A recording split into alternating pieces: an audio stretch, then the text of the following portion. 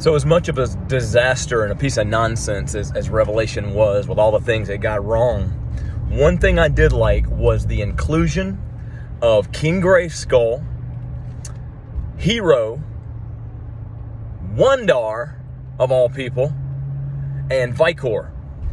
Those four guys would predominantly be known by toy collectors, especially those of us who stuck with Masters Classics the whole way, of which I'm in that number.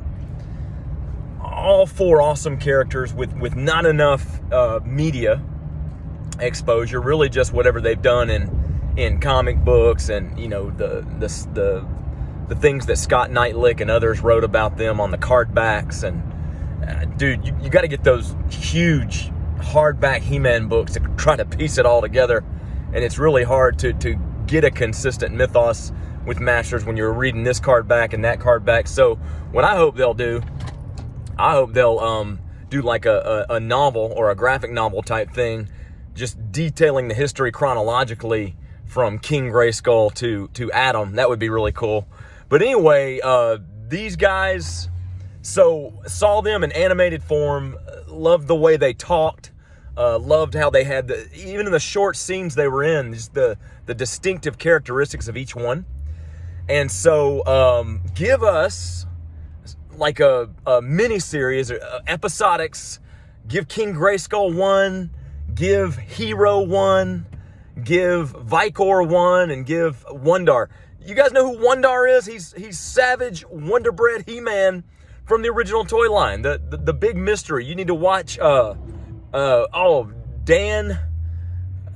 Larson on Toy Galaxy.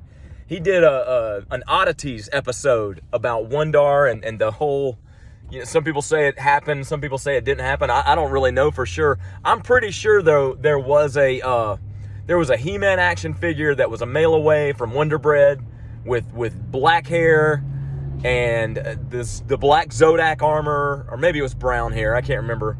But he had the black Zodak armor and the black Zodak gun. I don't know if he has a sword or not. But anyway, yeah, man, I'm trying to remember the chronological order. It was King Grayskull, and then I think it's all about the Sword of He, the power sword that different men took up, you know, through the ages until Adam inherited it from the sorceress in Grayskull. But I think it was King Grayskull, who is, you know, Adam is descended from him. He's related to him. He's from that line. And then it was Vikor, I want to say.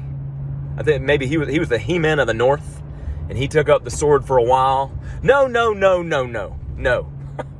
It was Hero, the wizard Hero, and him and Eldor were in Pre-Eternia, where you had the dinosaurs with the techno-organic virus, which is why we had Bionatops and Turbodactyl and Tyrantosaurus and all those cool toys.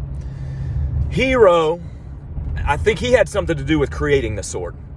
The toy comes with a sword with a star field in it, so that's pretty cool. And then I guess it became metal. The power was placed in the metal sword, and Grayskull got that. And then Vikor, the He-Man of the North, and then maybe Wundar with the Cosmic Enforcer armor carried the sword for a while.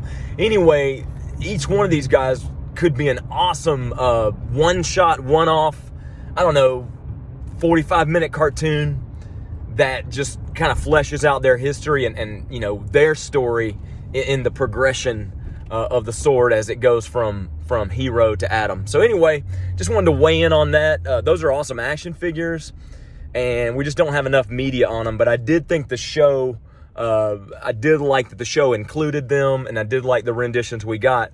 But I want to see them in their prime. All right, guys, good journey. Have an awesome day.